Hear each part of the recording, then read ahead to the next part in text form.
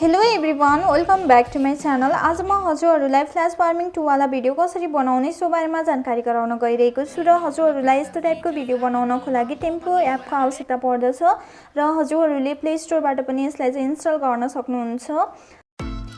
र मैले चाहिँ यहाँनिर एपलाई ओपन गरिसकेको छु। ओपन गरेपछि यस्तो टाइपको इन्टरफेस आउँछ र हजुरहरूले यो टपमा न्यू अप्सन देख्न सक्नुहुन्छ। यो न्यू अप्सनमा क्लिक गर्नुभयो भने यहाँनिर सुरुमै फ्ल्यास वार्मिङ 2 वाला अप्सन रहेको छ। हजुरहरूले त्यसमा क्लिक गर्नुभयो भने यस्तो टाइपको इन्टरफेस आउँछ र हजुरहरूले भिडियो बनाउनको लागि फ्री ट्रायल अप्सनमा क्लिक गर्नुपर्ने हुन्छ र हजुरहरूले यो भिडियो बनाउनको लागि चाहिँ 6 देखि 16 वटासम्म फोटोलाई चाहिँ सिलेक्ट गर्न सक्नुहुन्छ र मैले चाहिँ यहाँनिर अहिले 6 वटा फोटोलाई सिलेक्ट गर्न गइरहेको छु।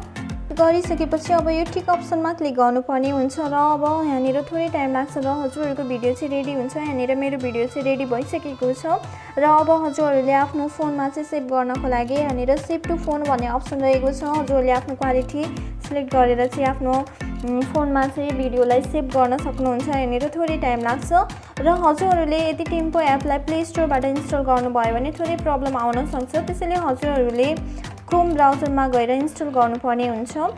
सो यसरी चाहिँ हजुरहरूले टेम्पो एपबाट विथिन 2 मिनटमा नै फ्ल्यास वार्मिङ 2 वाला भिडियो चाहिँ रेडी गर्न सक्नुहुन्छ। सो आजको लागि यति नै। भिडियो कस्तो लाग्यो मन परेमा लाइक, कमेन्ट, सेयर र सब्सक्राइब गर्न पनि नभुल्नु होला। Thank you so much. Bye bye, see you.